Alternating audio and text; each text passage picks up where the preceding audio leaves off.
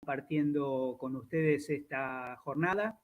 Quiero poner un breve encuadre para decir, voy a hablar un poco despacio y en paralelo, porque estoy por WhatsApp por el momento con la doctora Nila Heredia, hasta que logremos establecer la conexión.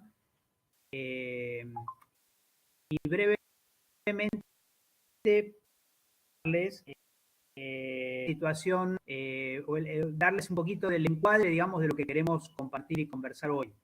Ustedes vieron un video que en realidad es un video que fue preparado para una actividad bastante peculiar, que fue un encuentro dentro de una maestría sobre interculturalidad en la frontera de Argentina con Brasil, donde de alguna manera se estaba dando un diálogo entre compañeros del campo de salud de Brasil y Argentina en bien al noreste del país, donde donde hay una situación de frontera seca, es decir, donde de alguna manera se arma como una especie de distrito fronterizo, binacional, digamos, de fluida circulación de población en uno y otro sentido.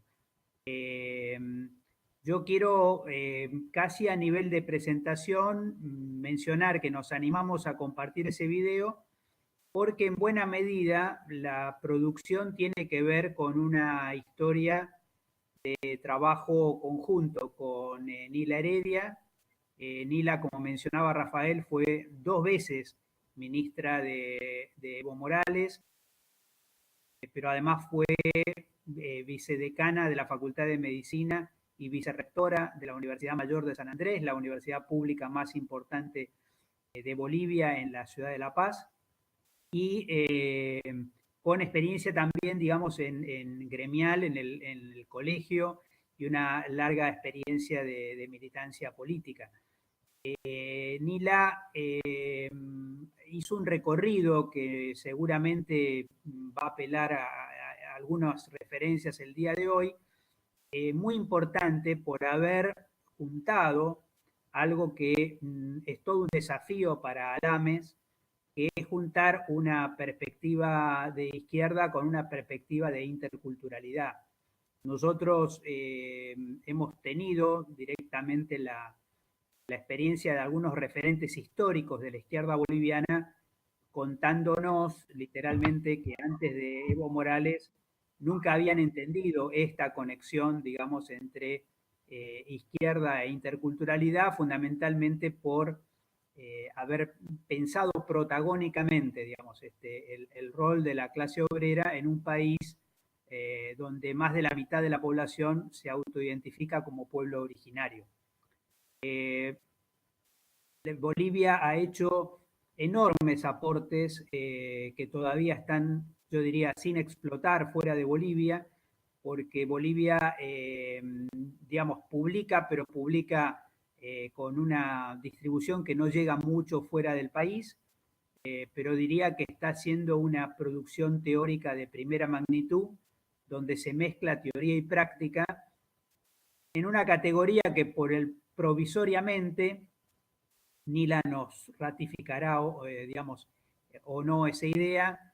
Por el momento estamos llamando interculturalidad política, es decir, no estamos hablando de una interculturalidad de carácter, digamos así, de exotismo etnográfico vinculado al estudio de lo raro, lo marginal, etcétera, sino que interculturalidad política es la interculturalidad producida por culturas que se perciben simétricas, se perciben del mismo valor, se perciben análogas, digamos, y buscan por su riqueza recíproca, digamos, comunicarse entre sí. Esta categoría, digamos, es fundamental porque Bolivia reconoce 36 pueblos originarios, quizá incluso haya más, pero es lo que reconoce su constitución, y el Estado plurinacional de Bolivia se caracteriza justamente por el reconocimiento de esas identidades. A mí me parece importantísimo lo que vamos a conversar hoy, porque quizá nosotros ni nos demos cuenta de lo que estamos fundando en este momento, pero la idea de que el 15 Congreso de la Asociación Latinoamericana de Medicina Social, el 15 Congreso de Medicina Social y Salud Colectiva, se realice en La Paz, tiene que significar, ojalá estemos a la altura de poder lograrlo, tiene que significar una inflexión en nuestra comprensión de que Latinoamérica es también un territorio indoamericano y que cuando nosotros con frecuencia apelamos a que todos los pueblos originarios se encontraron en la ceremonia de Tiwanaku, la primera vez que asume Evo Morales, para reconocerlo como nuestro presidente, su presidente, el presidente de los pueblos originarios de las Américas, se movió un nervio en la región, se movió un nervio en el continente, que significa la recuperación de culturas sojuzgadas, aplastadas, ninguneadas, silenciadas, que están absolutamente vivas, solamente que a veces no hay oreja que las escuche, no, digamos, no hay quien perciba la riqueza y la profundidad de esta estructura. En el caso de escuchar algo desde la Argentina, probablemente muchos de ustedes, si no son argentinos, habrán pensado qué hacemos reflexionando sobre esto desde la Argentina. Yo quiero mencionarles que la Argentina es un país genocida, es decir, que tiene una historia etnicida y genocida, no solo el último genocidio de la dictadura militar, sino en el siglo XIX, digamos, masacrando, arrinconando, digamos, a los pueblos originarios, que así todo, digamos, más de 1 millón de argentinos se identifican como pueblos originarios, esto es más del 2,5% de la población, sino que además es un país de recepción migratoria, y como país de recepción migratoria predominantemente de pueblos de países limítrofes, más de la mitad de esos inmigrantes de países limítrofes son también originarios. Me refiero a migrantes de Bolivia, Paraguay, Perú, digamos, Chile, que de alguna manera, digamos, también tienen su propia, digamos, identidad, que a veces, como pasa con los migrantes, trata de ser silenciada para parecerse al país de recepción, como nos ha pasado a todos cuando estamos en situación de migración. Entonces, si tenemos la posibilidad de compartir un poco esta perspectiva, nos parece que Nila no solamente tiene formación en este campo, ella ha promovido en primera instancia un diploma en la Universidad Mayor de San Andrés para estudios de interculturalidad que fueron, en cierta manera, digamos, precursor, porque ella estaba promoviendo este diploma sin tener clara noción de lo que iba a pasar después después de la tremenda crisis que pasó Bolivia y la asunción de Evo Morales. Y una parte del equipo que ella fue a lo largo de los años reclutando es el que le ayudó a armar la residencia de salud familiar con interculturalidad. Como ustedes habrán escuchado, porque esto cada vez que tenemos oportunidad lo repetimos, todavía hoy cuando uno dice, digamos, médicos tradicionales como instructores de residencia, se percibe como la relación saber-poder permitió de que en un momento dado los saberes de los pueblos originarios hayan alcanzado, hayan llegado a nada menos que al corazón de la educación médica para estos residentes de salud familiar con interculturalidad que todavía, digamos, forman parte de un colectivo muy importante en Bolivia, pero que estamos a la espera de una recuperación de la iniciativa, porque entendemos que esta es una de las medidas estructurales más importantes, más sustentables para cambiar el sistema de salud de Bolivia y aprender de esa experiencia en todo nuestro continente. Dicho esto, inicialmente voy a tratar de generar algún mecanismo para que veamos si Nila nos está acompañando. ¿Estás ahí, Nila? Hola. Sí. Sí, Mario, estoy ya en la página, pero no sé si estoy conectada porque no me responde Rafael. Pero yo ya estoy en la página, no sé si puedo... Perfecto. Si activas el micrófono, se supone que lo tenés activado. ¿Sí? Lo tengo activado, pero pareciera que no hay nadie en la sala. No, entonces estamos como en una sala paralela, porque yo tampoco te encuentro aquí en el listado de las personas. Estamos ahora con 16 usuarios, pero no tengo tu nombre aquí en la... Ya no sé de dónde he entrado, pero lo que me dice... Espérame un ratito. Sí, debería decir conversatorio 7. Buenos días, habla Rob. Conversatorio 7.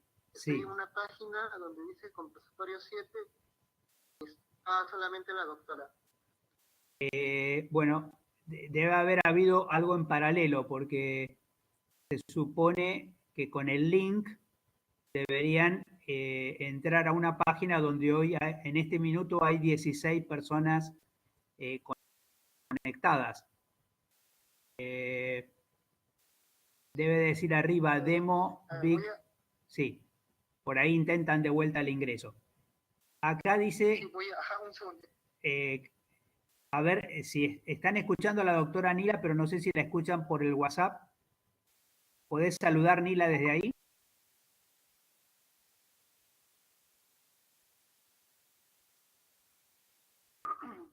¿Hola?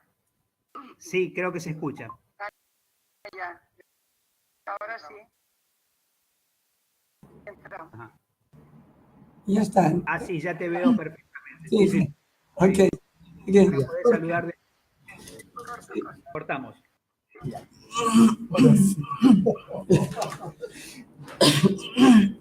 Sí, muy buenos días y gracias. ¿Me ves? ¿Quieres que conecte? Ya no veo. Conectás la cámara, también te van a ver y yo puedo desconectar la mía. La camarita azul. Ah, sí. Ahí está. Ahí. Sí. Ahí está. Ahí está. Gracias, Rob. Sí, muy buenos días a todos y muchísimas gracias por permitirme intervenir y al mismo tiempo tal vez reflexionar cada vez que se habla de interculturalidad y de todos estos temas, como que uno vuelve a construir y reconstruir. Estoy un poquito resfriada, ronca, y por ello me disculpan. Si no me escuchan bien, me avisan, por favor. He estado siguiendo la introducción que ha hecho Mario, y me parece importante, digamos, ubicar cómo digamos, desde un contexto que nos obligó a pensar qué es lo que ocurría. Yo quiero indicar, yo vengo de las filas activas del marxismo, no de ningún partido tradicional, pero sí de un marxismo activo.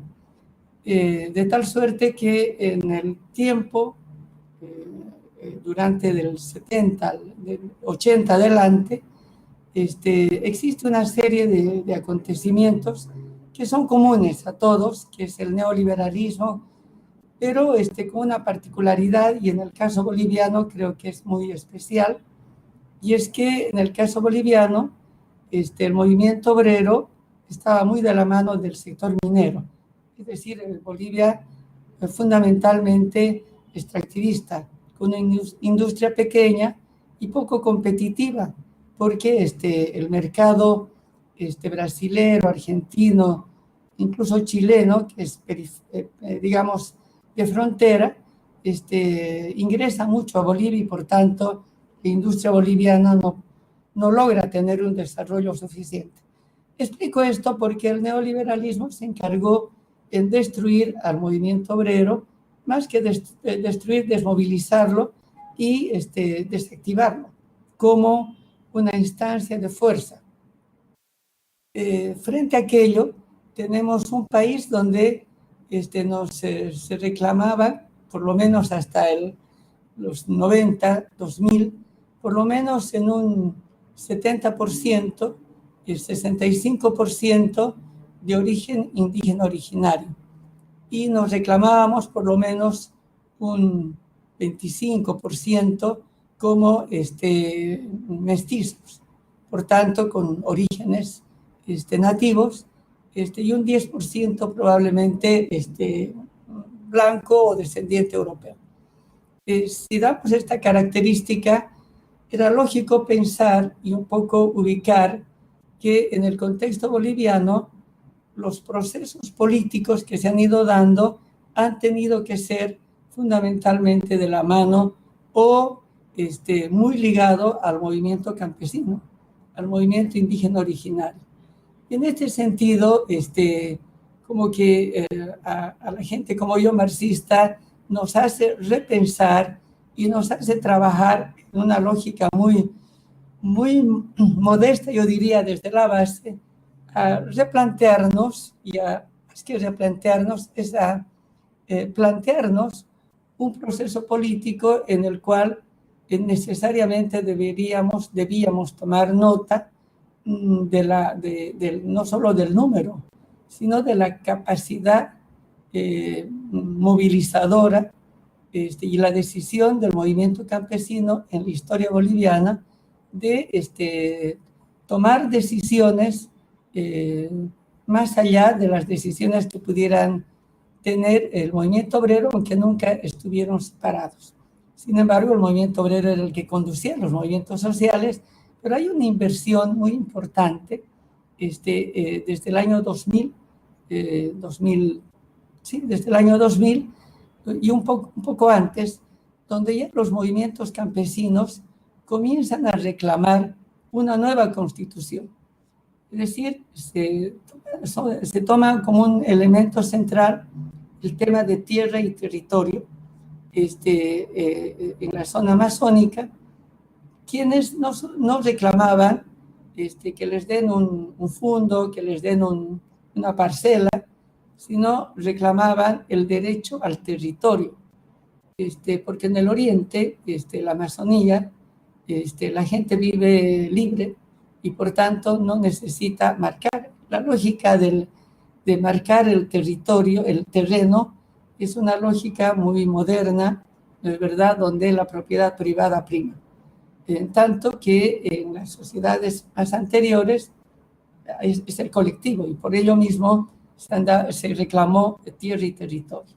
Entonces yo doy estos antecedentes para comprender, es verdad, las particularidades y de qué manera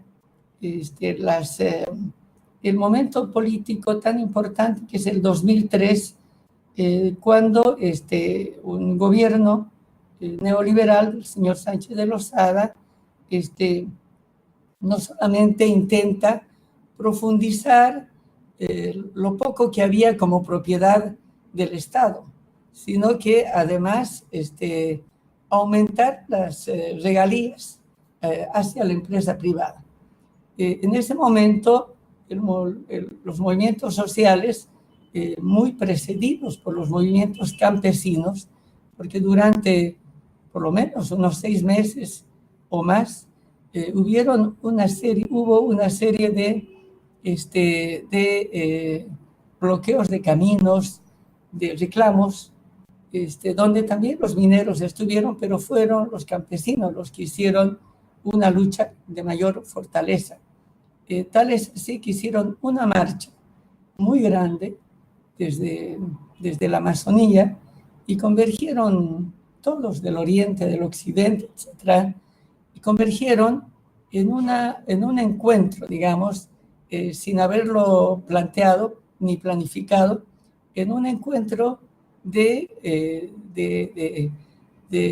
comunidades, de pueblos nativos en La Paz, en un encuentro muy importante donde todos se reconocen que habían habido otros indígenas más, que nosotros no éramos solos. Para decir, los aymaras reconocían que no habían solo aymaras en Bolivia, sino habían guaraníes, chiriguanos, etc. O sea, habían habido muchos más y todos éramos iguales.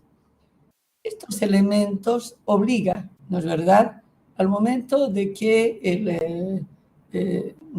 Evo Morales, como un líder importante, interesante, se plantea ir a las elecciones, se plantea, luego de varias veces que había apoyado a la izquierda, en ese momento se plantea, los movimientos sociales plantean que él debería ser el candidato. Y lo hizo bien, porque él se presentó, y se presentó no con la lógica de los acuerdos habituales, acuerdos entre partidos, sino con la lógica de una representación del pueblo. No tenía un partido estructurado, en realidad era en última instancia la suma de sindicatos, campesinos, obreros, etc. Era la suma de sindicatos fundamentalmente campesinos. Y bueno, a la que se suman prácticamente un porcentaje importante de clase media, etcétera, que permite un triunfo después de, qué sé yo, de decenas de años, un triunfo limpio con más del 52% de Evo Morales. Entonces, el ascenso de Evo Morales al gobierno, no al poder, sino al gobierno, porque el poder todavía estaba en manos de toda la derecha, sino al gobierno, nos obliga. Yo formo parte de todo ese movimiento y yo, como en la propuesta de campaña de gobierno y ya en la construcción de gobierno, nos obliga a pensar no solo en aquello que habíamos estado planteándonos, lo que es el derecho a la salud, el sistema universal, sino que nos obliga a plantearnos en una lógica también diferente.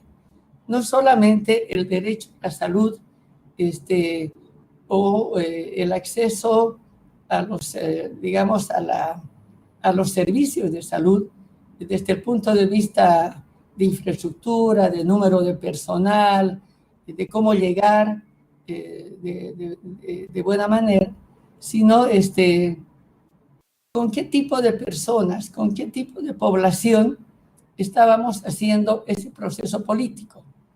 Porque ese proceso político nos estaba interpelando al Estado que se lo tome en cuenta. Y no es que estaba pidiendo, no estaba rogando, había ganado, había logrado hacer escapar, literalmente hacer escapar al presidente anterior, y había puesto como presidente a un indígena. Entonces no era solamente un llamado de atención a decir nosotros estamos, sino era una interpelación a todos los poderes del Estado y a todos que formamos parte de este país, de esa República de Bolivia, a reconstruir, no reconstruir, sino construir un nuevo Estado. Y por eso mismo es que se convoca inmediatamente a la Asamblea Constituyente, cuyas particularidades yo resumo muy poquito, y es que se eligieron a los constituyentes de acuerdo a en unos casos, usos, costumbres de las poblaciones y en otros casos por votación, pero bajo el control, evidentemente una votación por la Tribunal Electoral, pero bajo el control de los sindicatos agrarios, de tal manera, campesinos, de tal manera que de ninguna manera pudiera, ¿no es verdad?, distorsionarse la votación. Por ello es que la Asamblea Constituyente, por lo menos, yo diría, sin exagerar, por lo menos el 50% de los constituyentes, de los asambleístas, eran personas que nunca habían estado pues, haciendo una política citadina, nunca habían estado en un plan académico, ni haciendo conferencias, tal vez seguramente sabían escribir, pero más allá de la parte reivindicativa no tenían experiencia, pero sí sabían lo que querían. Entonces de allá porque el nombre de Bolivia, República de Bolivia, se transforma en el nombre y toma el nombre de Estado Plurinacional de Bolivia. Este es un tema importante porque lo pluri, que no es lo mismo que lo multi, la pluriculturalidad nos obliga obviamente a pensar en el tema de lo intercultural. Y por ello es que la interculturalidad se transforma en un eje transversal. Como decía Mario, en el ámbito de salud, yo tuve la oportunidad de estar un año antes del triunfo de Evo Morales en un cargo en el nivel departamental, o lo que sería en la Argentina una provincia, a cargo de lo que era salud, el Servicio Departamental de Salud. Y desde ahí ya yo armé una especialidad teórica en interculturalidad y salud. No salud intercultural, sino interculturalidad y salud, en esta lógica de poner el tema intercultural, y luego paso a explicarme mejor, como el eje de preponderancia. De tal suerte que ya fuimos trabajando aquí. De modo que cuando asumimos el ministerio, la tarea era mucho más grande, más compleja, y comenzamos a entender que el tema de la interculturalidad es un tema de la cultura, es un tema social, ciertamente. Pero a medida que avanzamos, vemos que para que haya una verdadera interculturalidad, depende de algunos factores y uno fundamental. Y es que la interculturalidad, el diálogo entre culturas, el diálogo, la conversación, el encuentro entre culturas, no es solamente la suma de personas o la suma de grupos o la buena voluntad en el diálogo, sino que la interculturalidad es una discusión, un diálogo, y para que haya interculturalidad tiene que haber un diálogo entre iguales. Cuando un grupo se siente superior, no hay igualdad, es una discusión entre desiguales entonces. Y lo que se tiene que construir es justamente un diálogo entre iguales, es decir, empoderar a los que se sentirían o estarían por debajo, o podríamos decir desempoderar a los que se sienten, los que están arriba. Por tanto, es un tema de poder. Y si es un tema de poder, está en el campo de lo político. Y acá quiero indicar, por ello mismo, es que el tema de la interculturalidad es una determinante social y al mismo tiempo es una determinante política. No puede haber interculturalidad no puede haber una interculturalidad real. No puede haber una salud con interculturalidad cuando uno de los grupos se sientan superiores. Y yo estoy resumiendo muchísimo de allá por qué nosotros nos planteamos el tema de la descolonización.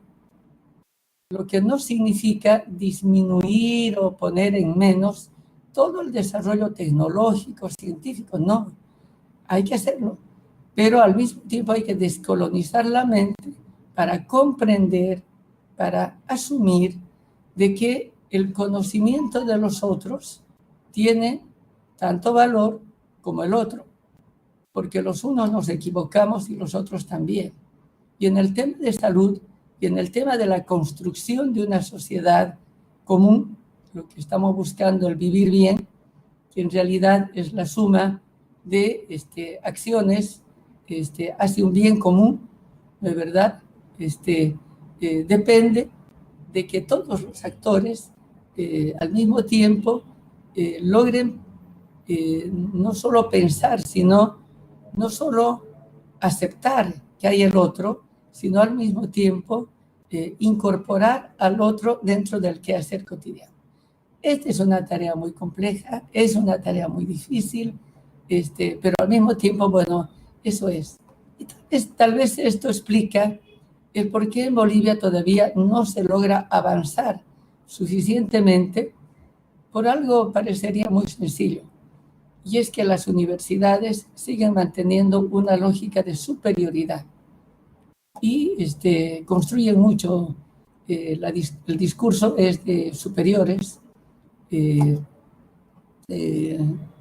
y bueno, parece que la actividad de la universidad fuera de las aulas siguiera siendo un acto de buena voluntad y no una actividad de aprendizaje de los otros, ¿no? Aprendiendo a aprender o enseñando y al mismo tiempo aprendiendo, ¿no?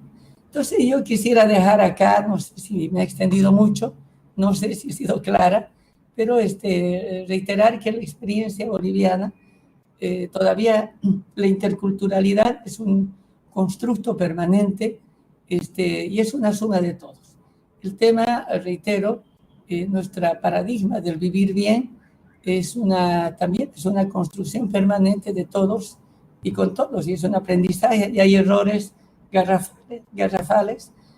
Por ello mismo, cuando yo asumo el ministerio, con todo este bagaje de incertidumbres, una construcción de una sociedad en un ámbito de incertidumbre al mismo tiempo, tratando de construir, nos damos cuenta que el recurso humano que tenemos no es el apropiado para lo que queremos. Y por ello empezamos con esta residencia en salud familiar comunitaria intercultural. Yo quiero decir, no es con interculturalidad, es intercultural, porque lo intercultural está impregnado a lo comunitario, está impregnado a lo que es familia, está impregnado a lo que es salud. Bueno, yo dejo acá y si hay alguna pregunta, con mucho gusto.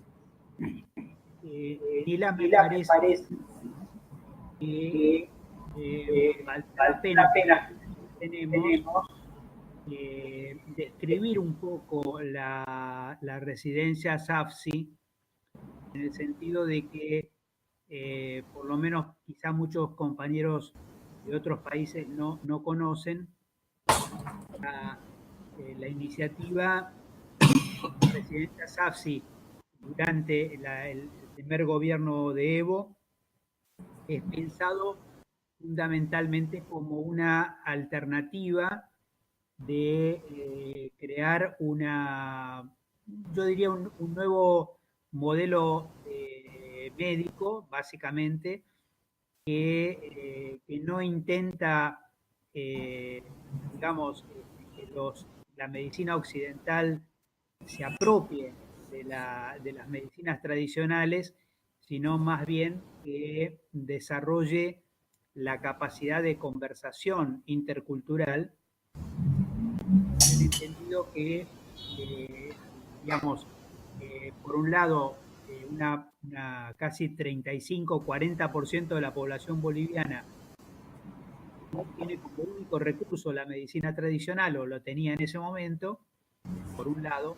Por otro lado, y tiene que ver con una pregunta de Odilia, digamos, los pueblos, como parte del cambio económico, los pueblos originarios están migrando a las ciudades, a veces con riesgo de actuar sus identidades.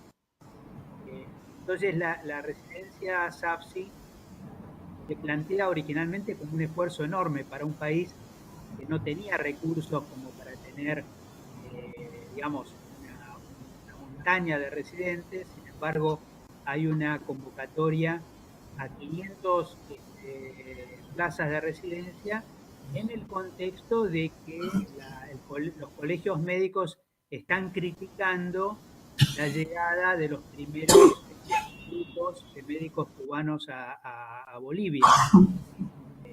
Y hasta me animo incluso a provocar, entre paréntesis,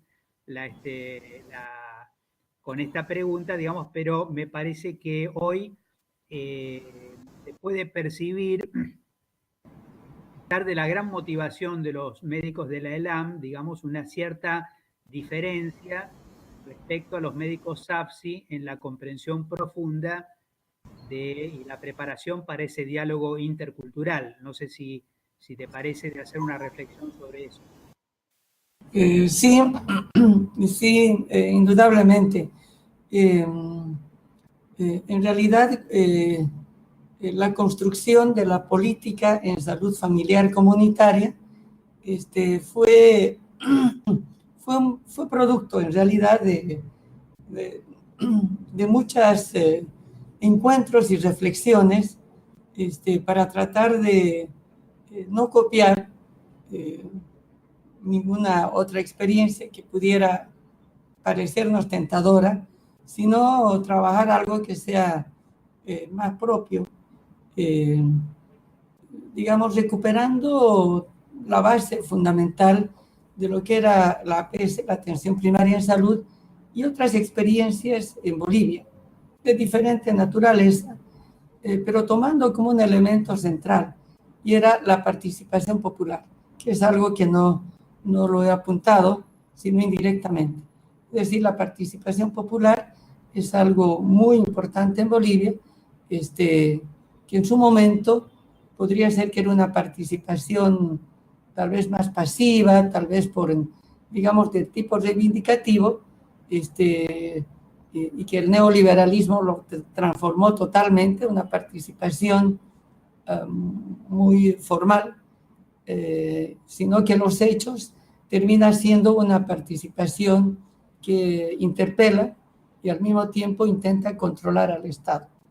En este sentido, como yo decía, se estaba en el gobierno, teníamos el ministerio, para decir de una manera, pero teníamos también funcionarios que pensaban de otra manera, que además eran hasta despreciativos. En el ámbito sanitario es pues bastante particular aquello. En este sentido, la construcción de esta política, nosotros cuando construimos la política nos planteamos cuatro estrategias, 4 ejes centrales. Uno fue el derecho a la salud como un elemento central, y de la mano del derecho a la salud comenzamos a trabajar lo que ha sido justamente el sistema universal, que se llama el Sistema Único de Salud, como un elemento. Estoy reduciendo. Otro tema fundamental fue la soberanía sanitaria, es decir, recuperar, digamos, el derecho, la autoridad del Estado en esta lógica de poner en un riel lo que es la cooperación, cualquiera sea, y desde ese momento es el Estado el que decide lo que tiene que hacer, deja de mandar la reforma de la mano del Banco Mundial y de otras, sino que es el ministerio el que, digamos, agarra, digamos, las riendas.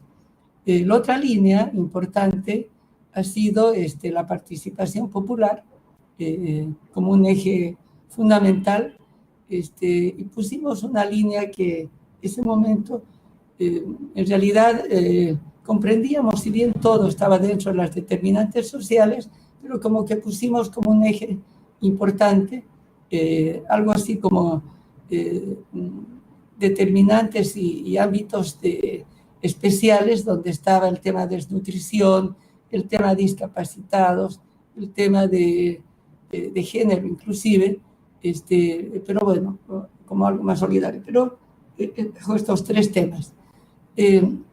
Pero para hacer todo aquello y llevar adelante necesitábamos recursos humanos, y aunque ese momento Cuba, que siempre ha sido muy solidaria, y Venezuela, estaba Chávez, también muy solidarios, se movieron muchísimo en apoyar las iniciativas del presidente. Pero bueno, la construcción en terreno es otra cosa. Y por ello mismo, cuando van llegando, vamos a decir, la brigada cubana, que antes ya habíamos logrado que entrase el Plan Milagro, con operaciones de cataratas y de Tarija,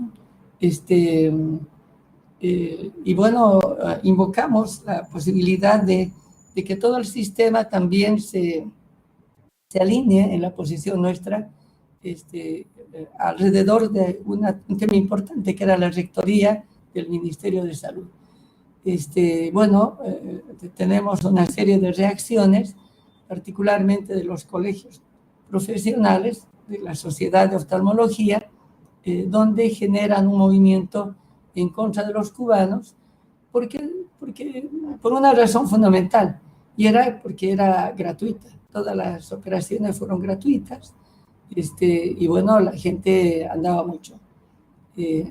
Andaba, digamos, necesitada, y bueno, son miles de personas que se van operando, lo cual, cuando el colegio médico, etcétera, hace un paro, cuando yo estaba ya en el ministerio, es la población la que sale a defender a los cubanos, a los compañeros, al Plan Milagro y después a la brigada, de tal suerte que la huelga fue arrinconada por la población. En este sentido, cuando nosotros trabajamos ya y empezamos a tratar de aplicar la política, de poner en vigencia la política, construimos lo que es la residencia en salud familiar comunitaria intercultural. Indicarles, para que ustedes imaginen, que Evo Morales asume el gobierno en enero del 2006. Para diciembre del 2005, el presidente saliente, y también del año anterior, tuvo que prestarse dinero para, dice, según ellos, para pagar el aguinaldo y los sueldos de diciembre. De tal manera que ya en 2006, cuando nosotros nos proponemos hacer la residencia y convocar a 500 personas, a 500 médicos que quieran hacer la residencia, era un sacrificio enorme de parte del Estado tratar de hacer todo tan rápido. Y realmente era muy difícil. Bueno, de todos modos lo hicimos, es decir, convocamos, pero de los 500 cargos, las 500 becas para la residencia, se presentaron algo así como 220. No hubo más. Y quisieron algunos que habían reprobado en el concurso de especialidades pasar como segunda opción a esta residencia. Nosotros rechazamos porque desde el comienzo nuestra posición era que queríamos los mejores para la zona pobre, que no queríamos gente de descarte, no queríamos aquel colega respetable, respetado, que queriendo hacer, no sé, una especialidad, de pronto lo rechazaron, entonces como descarte me voy allá y a ver qué pasa. No, para nosotros eran los que realmente querían, los que realmente estaban entendiendo lo que queríamos y no importaba que fueran menos. Pero bueno, entonces, pero esta construcción de esta residencia nos tomó al menos unos 6 o 9 meses con colegas con los cuales yo los había conocido en el transcurso de sus estudios. Bueno, soy un poco antigua, entonces, de tal suerte que tenía la ventaja de conocer a aquellos colegas que estaban trabajando en zona rural, que siempre habían hecho un trabajo interesante, tanto que uno de ellos es cirujano, pero es uno de los primeros que ha apoyado y asumido, ha renunciado todo para ayudarme en la coordinación. Y bueno, se arma esta residencia que intentó primero romper los esquemas de formación y de pensamiento de los médicos y romper los esquemas de formación de las propias universidades, porque ninguno de ellos había estudiado ni siquiera antropología, sociología, a ver si lo había visto como algo muy obligado, como una materia más y que pasa y luego se olvida, porque la clínica es pues muy atractiva y al mismo tiempo los últimos años son años de clínica, no son, por lo menos en Bolivia, y me temo que en la mayoría de los lugares. Y cuando hacen una práctica en el área rural, están contando los días en los que tienen que volver, porque es sacrificado estar en el área rural o trabajar con la población que está alejada. En este sentido, fue complicado también generar, eso ya fue después de unos años, a que los graduados de la residencia médica de todas las especialidades hagan un año de provincia, que lo están haciendo porque es una manera también de cubrir los cargos que se tienen en el área rural, pero obviamente es una tarea que me parece que aún falta. No sé si te respondo, Mario. Acá hay algunas preguntas que están poniendo, pero yo dejaría a tu criterio ir respondiendo. Bueno, yo estaba mirando también el costado del chat. Quería solo agregar, Nila, dos puntos. Uno, un homenaje y otro, un recuerdo. El homenaje específicamente a Edmundo Granda, porque durante el periodo que nos convocaste a preparar esta residencia de salud familiar con interculturalidad, bueno, pocos ni nosotros sabíamos que estaba viajando a Bolivia incluso contra la opinión de su propio médico, estando atravesando en ese momento un problema de salud muy importante que cegó su vida muy precozmente y nos privó de una de las mentes más lúcidas de la medicina social latinoamericana. Y en ese sentido, digamos, creo que todos vivimos el esfuerzo, el compromiso, la fuerza, digamos, que le puso el respaldo a la primera generación del SAFSI. Y lo otro, quizá ilustrar con una vivencia personal lo que significó específicamente encontrarse con 140, 150 jóvenes, digamos, recién graduados, y con 150 jóvenes recién graduados, y de repente que se enfrentaran, quizá por primera vez, digamos, enfrentaran literalmente a Carlos Liúgera, que era instructor de residentes, médico tradicional, que efectivamente no tenía ninguna formación, pero que al mismo tiempo ya había escrito un libro sobre medicina tradicional aymara.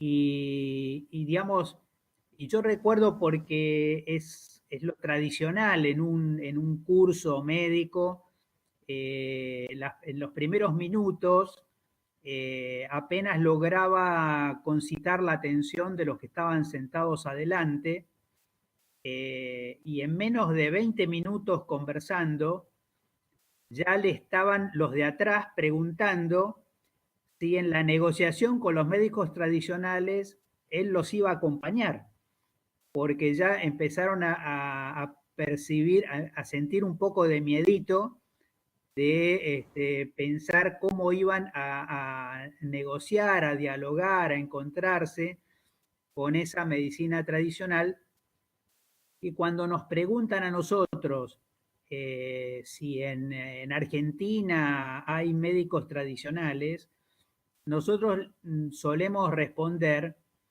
que no sabemos, seguramente si los hay, no lo expresarían públicamente por su propio riesgo, pero lo que es seguro es que la medicina tradicional está en la cabeza de los connacionales, de los, digamos, de los hermanos bolivianos que están en la Argentina, porque la importancia de la medicina tradicional no es el médico tradicional, sino la cosmovisión de la salud y de la enfermedad que está en un pueblo y que alimenta esa medicina tradicional. Ahí me quería invitarte a contarnos, y ya después me dedico a buscar, a sistematizar las preguntas del chat. Hay un momento dilemático cuando se empieza a plantear cuáles serían los criterios para registrar a un médico como médico tradicional. Y a mí me parece que es muy interesante la forma como Bolivia buscó resolver el tema de quién es y quién no es un médico tradicional, porque se nota muy claramente ahí la estrecha relación, digamos, entre la medicina tradicional y las culturas de los pueblos que la alimentan. No sé si te parece hacer una reflexión sobre eso. Sí, sí, gracias. Es cierto que para construir la currícula del curso, no habría sido posible, y creo que los errores que hay es porque en muchos momentos lo construimos y lo construyeron. El equipo eran unos 3 y bueno, yo estaba ahí.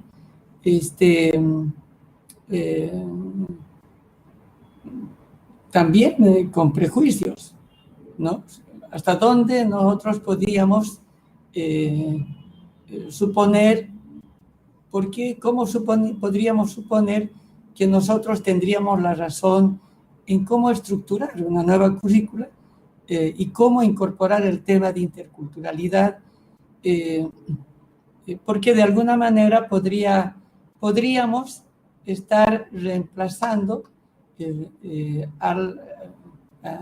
realmente a los pueblos indígenas. Es decir, cómo construir la interculturalidad teniendo una experiencia de un lado, aunque uno tenga la buena voluntad de suponer que es el otro lado. Entonces, ¿o qué son los otros lados? Entonces, no ha sido fácil esa construcción. Y es cierto, o sea, el mundo Granda, a quien lo recordamos muchísimo, y Mario, que es un compañero, yo le digo, invaluable, nos aportaron muchísimo, con muchísimos criterios teóricos, epistemológicos, etc. Pero, ¿cómo ponerle la sal y la pimienta? O sea, ¿cómo ponerle el sustrato si no ha tenido que ser trabajando con médicos tradicionales o con eso? Entonces, desde el primer momento en que asumí el Ministerio de Salud, el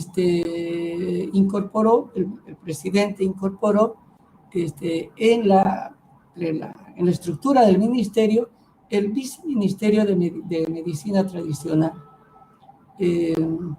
Por tanto, teníamos pues la gente de ese viceministerio que podía acompañarnos en esta construcción. Es decir, no nace de la buena voluntad y del buen criterio y de la buena experiencia de 4 o 5 personas, sino que es una construcción bastante compartida entre varios, pero al mismo tiempo tengo que ser clara que yo lo tenía un poco blindado para que no nos metan distorsiones ahí.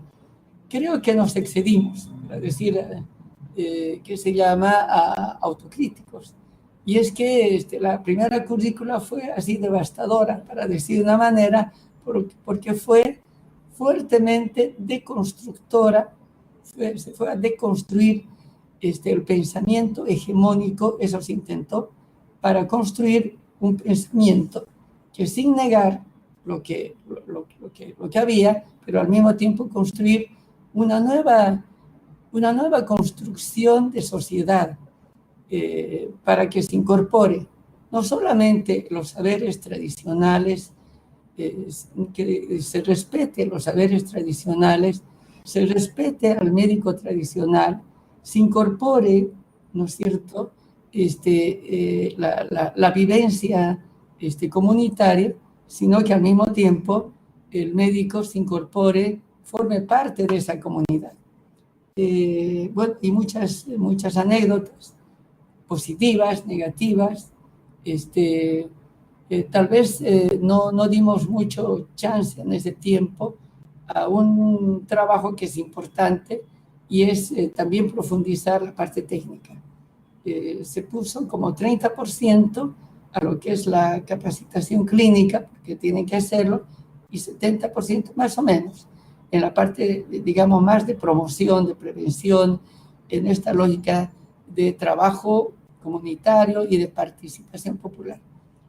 Creo que fue excesiva esa, pero bueno, luego se buscó recuperar o un poco mejorar esta correlación. Por ello es que en la plantilla de docentes sí incorporamos a un aymara, un compañero, un médico aymara, que muy interesante, pero al mismo tiempo fuerte como persona. Los aymaras son muy fuertes como carácter. Y después incorporamos un guaraní, que es de la zona del Chaco, y una señora de la zona quechua, pero eso fue después. Primero empezamos, y con Mario y con Edmundo, que estuvieron en Bolivia, se empezó con esta plantilla de docentes, que la mayoría éramos entre los que estaban coordinando, que eran tres coordinadores, pusimos 3 coordinadores, incorporamos un coordinador por cada departamento, y la tarea no solamente a cada médico se le dio 10 comunidades, o a veces menos si el territorio era muy grande, pero eran 10 para que los 3 años trabajaran con las 10 comunidades, de tal manera que se construyera una lógica de conocimiento de la zona. Y en toda esa tarea ha sido la orden de articular con el médico tradicional. No es fácil articular con el médico tradicional, porque muchos de ellos nunca han salido, tienen miedo, muchos tienen miedo inclusive a decir quién es el médico tradicional, porque en la historia también se ha castigado por brujos, peor si son mujeres, de tal suerte que también había miedo. Pero yo resumo que logramos que cada año, en cada departamento haya un encuentro de los residentes más los médicos tradicionales, que cada uno tenía que ir con su médico tradicional de la comunidad, por tanto había que pedir permiso a la comunidad, todo aquello, y qué era lo que queríamos, qué era lo que se buscaba.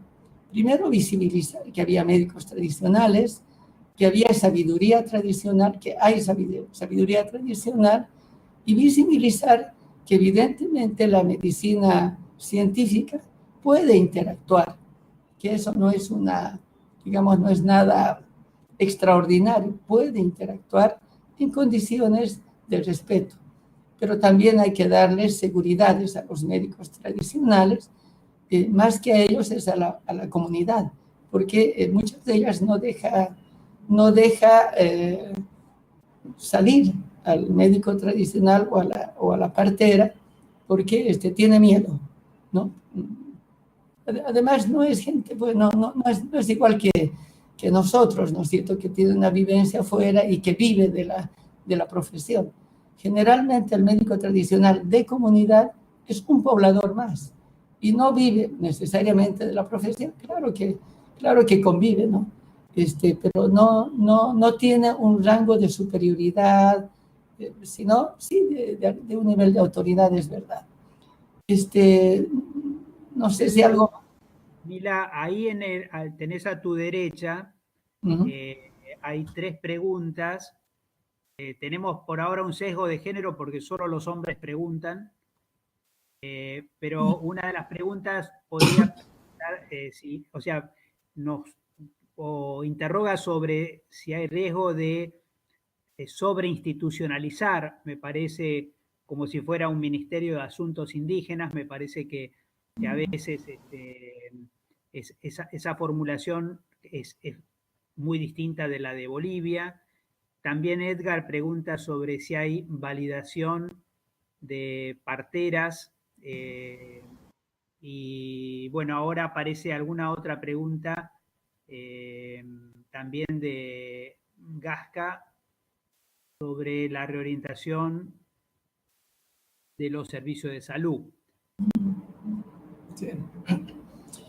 Sí, a ver, algo que olvidé y que preguntó Mario, que intervino, y es que cuando formamos el Viceministerio de Medicina Tradicional, la tarea era hacer una política para la medicina tradicional, y por tanto era también ordenar, y la medicina tradicional no está institucionalizada, no es académica, por tanto, no tiene una estructura, y fue necesario comenzar a plantearnos cómo, digamos, abordar el tema de los médicos tradicionales, no como personas, sino de la medicina tradicional y los sujetos. Y claro, una tarea ha sido certificar a los médicos tradicionales. ¿Quién iba a certificar? No podía ser un médico académico, no podía ser un sociólogo o un antropólogo, tenían que ser ellos. Y por ello se certificó con ellos. Ellos tomaron algunas alternativas. Aclarar que no todos los médicos tradicionales viven en la comunidad. También hay médicos tradicionales que viven pues ya en las ciudades y que viven de ellas. Pero el médico tradicional propiamente no es el que se expone, está más a una hora. Entonces, para los médicos naturistas, frecuentemente el naturista es el que ha aprendido en algún instituto, en alguna academia, es algo más citadino, no necesariamente citadino, pero es más citadino, y tal vez del oriente. En tanto que el médico tradicional en el área andina y en el valle, el médico tradicional está más allá del uso de hierbas, que sí los usa, de elementos, sino toma en cuenta un elemento que es digamos, la espiritualidad, es decir, el conocimiento o el manejo o el trabajo, ¿no es verdad? Más allá de lo que para nosotros es lo palpable, lo objetivo. Por ejemplo, y los que conocen, ¿cómo se cura aquello que dice, ¿no? Es que está asustado y hay que volver a traerle el alma. ¿Cómo será eso, no? Seguramente daríamos nosotros un diazepam, una cuestión de esa, porque el niño llora y qué sé yo. Y ellos lo saben hacer y lo hacen pues de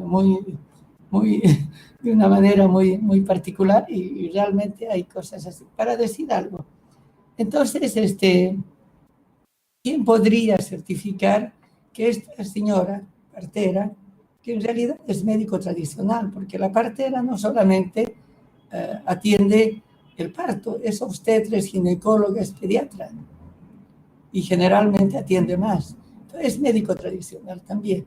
¿Quién puede certificar si no es la propia comunidad?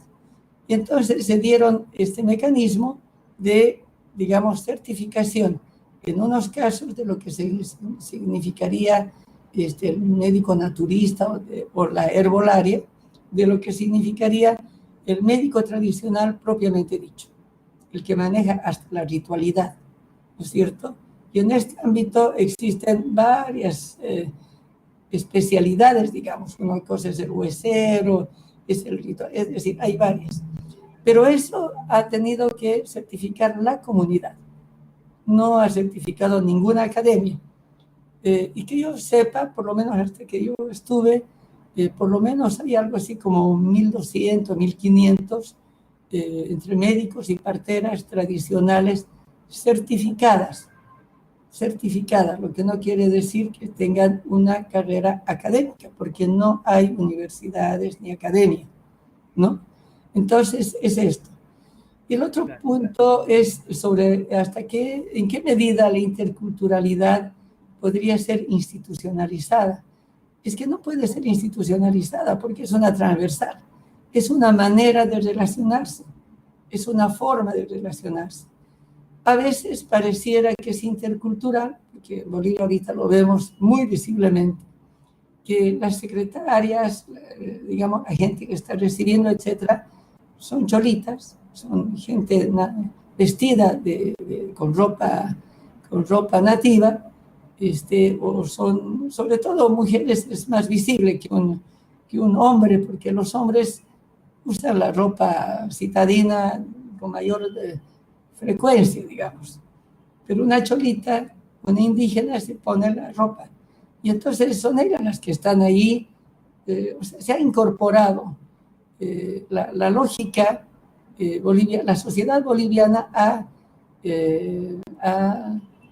no es que incorporado, los sectores sociales han irrumpido en todos los niveles y por tanto están presentes en todos los niveles.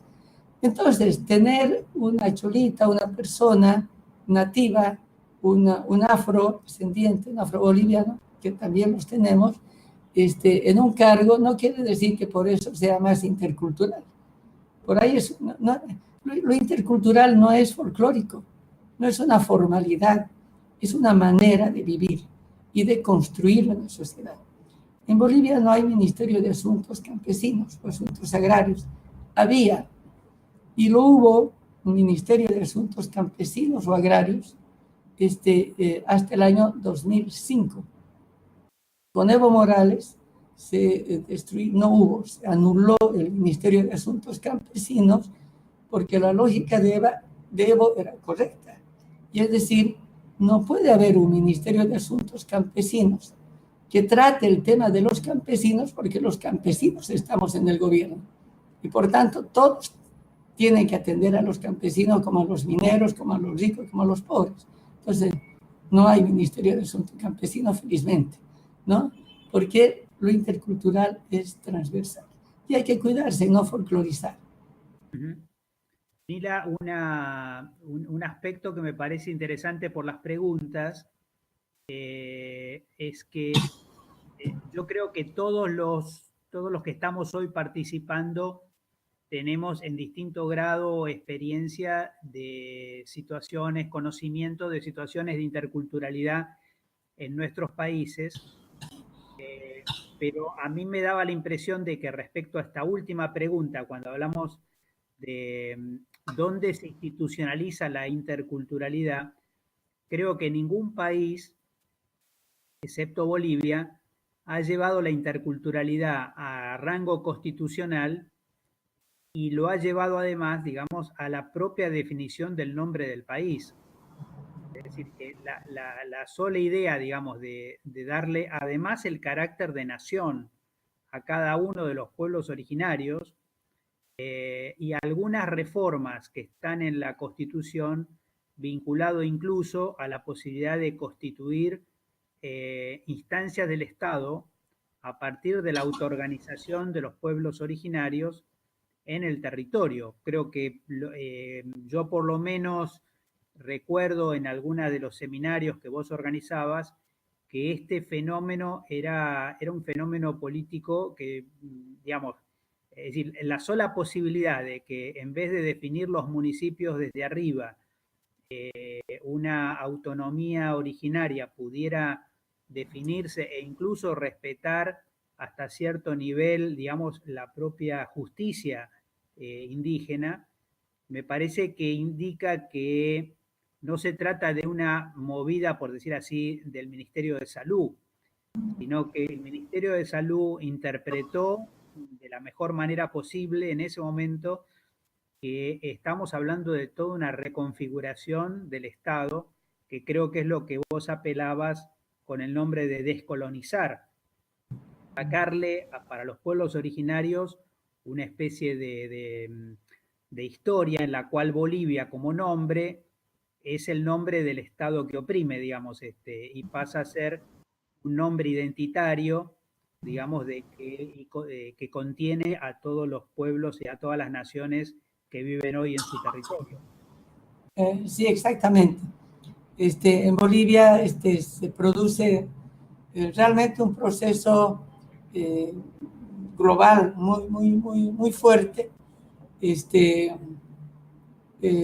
con lo que decía, es decir, la nueva constitución política reconoce a las 36, y si hay más, la va a reconocer,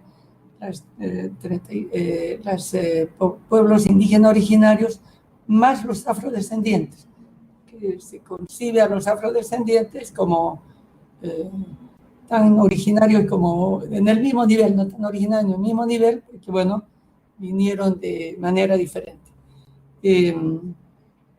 Pero el reconocer que existen 36 naciones también quiere decir reconocer usos y costumbres, no solamente reconocer la existencia de ellos, no solamente aguantar la existencia de ellos, aceptar la existencia de ellos, sino es reconocer su historia, su cultura, sus usos y sus costumbres.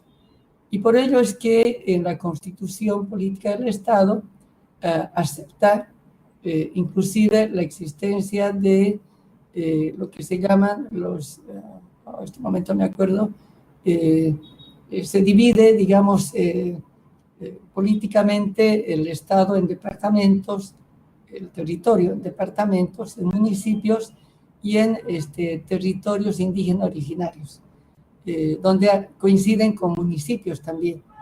Pero ¿por qué denomina territorios indígenas originarios?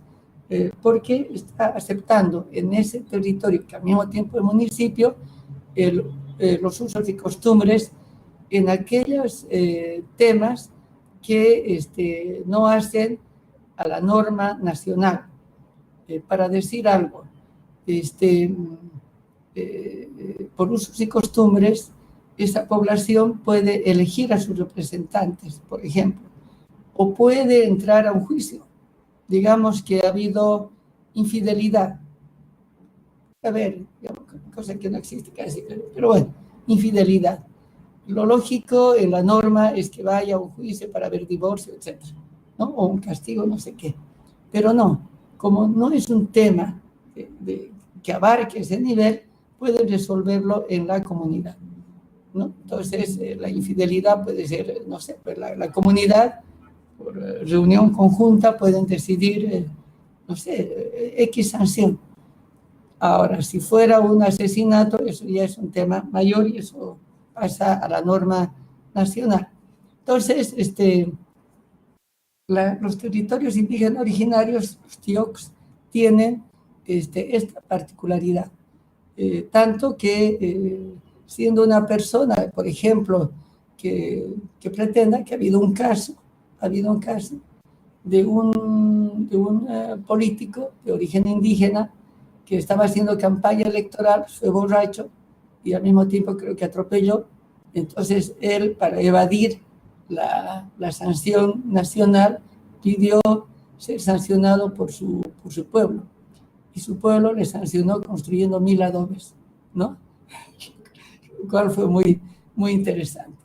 Parece muy folclórico, pero al mismo tiempo permitió demostrar que la comunidad, por más que sea suyo ese candidato, le estaba dando una sanción que fue muy importante, porque entonces toda la población entendió que no era simplemente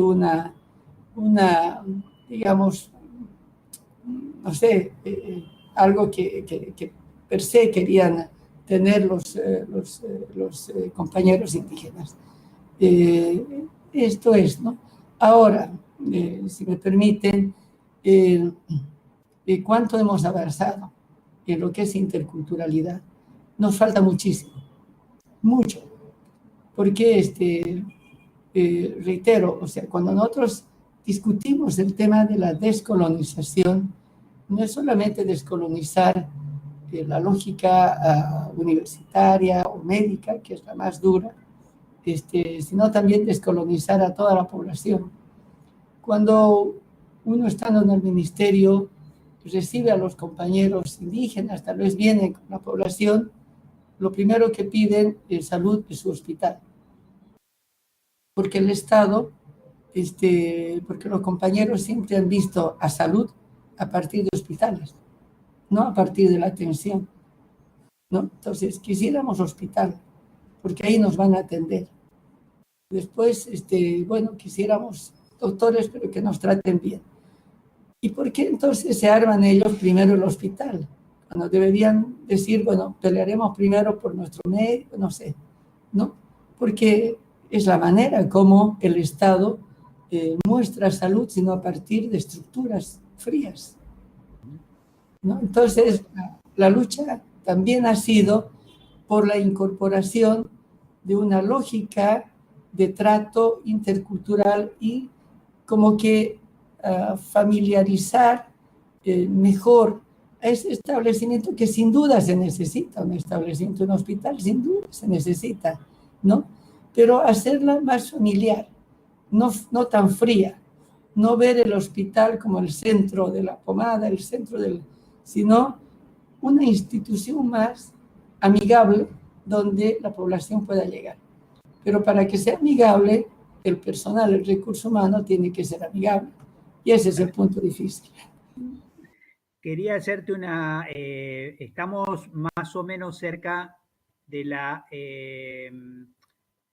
hora, entonces parece que hay algunos compañeros que no están escuchando bien. Mencionarles dos cosas. Primero, que se está grabando, de tal manera que esta conversación va a poder ser escuchada por los que estuvieron hoy y también por los que no estuvieron hoy. Segundo, para los que llegaron más tarde, quería comentar que cuando haces algunas críticas a la universidad y a la incomprensión, no lo estás haciendo desde afuera, porque no solamente, digamos, sos médica, sino también has sido vicedecana y vicerrectora de la universidad. Y se me ocurría proponerte como un mensaje de cierre, si querías comentar un poquito los compañeros que vamos a ir a Bolivia al 15 Congreso, cómo podríamos prepararnos para entender, para investigar, para explorar la profundidad de lo que está ocurriendo hoy en Bolivia. Sí, sí, muchas gracias. Primero, está haciendo frío. La Paz, va a ser en La Paz, pero ese frío con un poquito de abrigo se calienta muchísimo porque el ámbito de la población, de la discusión, es sumamente caliente y la gente boliviana es sumamente calurosa en su actividad, en su fraternal, en su actividad. Van a haber 2 días antes del Congreso, va a haber un encuentro de grupos de participación social, que no sé de dónde van a ir, de algunos lados, pero en el caso boliviano van a estar representantes y los miembros de las organizaciones sociales, todas, seguramente mujeres campesinas, de campesinos, de interculturales, etcétera, etcétera, es decir, hay varios. Se está haciendo un tipo de casi un congreso paralelo de ellos, casi, ¿no? Porque lo que siempre hemos buscado en Bolivia es lograr que las reuniones incorporen, formen parte de los movimientos sociales de las reuniones, porque necesitamos dar espacios para seguir interpelando al Estado y a todos los estados, ¿de verdad? Entonces, va a haber ahí, van a estar. Yo creo que el tema de interculturalidad y de participación social son los temas más importantes. Y yo les sugiero que un poco trabajen el tema de participación social, ¿no? Tanto como participación, digamos, cotidiana, sino la participación social en todos los momentos del accionar de un sistema del Estado de salud en este caso. Yo creo que el tema de la descolonización es un tema muy importante. Trabajar, entender esta temática de descolonizar la mente, porque nos encontramos en un momento de quiebre muy importante, ¿no es verdad? Donde no solamente hay un avance del movimiento social, pero al mismo tiempo una arremetida muy grande. Y ese avance, si bien puede quedar parado, lo importante es que, como decimos nosotros, podemos pararnos, pero no dejar las banderas. Pero hay que discutir y mantener, porque la arremetida que hay en Argentina, en todo lado, Brasil, etcétera, es una arremetida contra un modelo. Y la población no debe dejarse avasallar, ni tampoco llorar lo perdido, sino tiene que recuperar aquello que lo tiene. Y bueno, en el caso nuestro, va a ser muy importante la reflexión de ustedes de todos los lados, porque nos falta muchísimo, nos falta demasiado, ¿no es cierto? Pero bueno, hay gente muy importante, muy interesante en Bolivia, donde el tema de la interculturalidad, que ustedes ya lo han escuchado a Piaña, Jorge Piaña, me parece uno de los más interesantes. El Bautista, Rafael Bautista y su hermano Simón son muy importantes en el tema del vivir bien y descolonizar. Va a estar en el Congreso David Choquehuanca. David Choquehuanca fue el canciller, pero es uno de los que ha trabajado mucho el vivir bien. Tal vez unos en la parte más teórica que otros, pero el tema del vivir bien, o el buen vivir, el suma camaño, es sumamente importante. Entonces, allí nos habla de Boaventura Santos, obviamente, o sea, Boaventura dos Santos trabaja mucho el tema de ver desde el sur, y yo creo que desde el ámbito político esto es importante. Yo quiero dejar entender lo siguiente: el Congreso de Alames no es un congreso exclusivamente de médicos, científicos, son académicos, pero al mismo tiempo son políticos. Es una actividad política de una connotación importante, donde el tema de la participación social es política y el tema de la interculturalidad es política. Entonces, este debate es sumamente importante y les reitero, o sea, para nosotros es fundamental. Nos falta mucho y los vamos a recibir desde Tiwanaku. Muchas gracias. Bueno, muchas gracias, Nila. Ya se está moviendo el chat fuertemente. Creo que Rafael está comentando formas de acceder para la grabación. También se está intercambiando información sobre textos que se puedan leer. Y bueno, la ventaja de si nos encontramos todos en Bolivia, no vamos a tener problemas de interferencia ni de voz interrumpida. No vamos a necesitar cámara, podemos abrazarnos y encontrarnos todos allí en ese gran movimiento que nos permite recuperar fuerzas para este tan difícil momento que está viviendo América Latina. Y bueno, nada, quería nuevamente agradecer a Rafael, agradecer también, Nila, la posibilidad de que hayamos estado compartiendo el día de hoy, y a todos los compañeros que están conectados, un enorme abrazo y nos vemos en La Paz. Muchas gracias y nos vemos en La Paz. Bienvenidos. Gracias, Mario. Gracias, Rafael.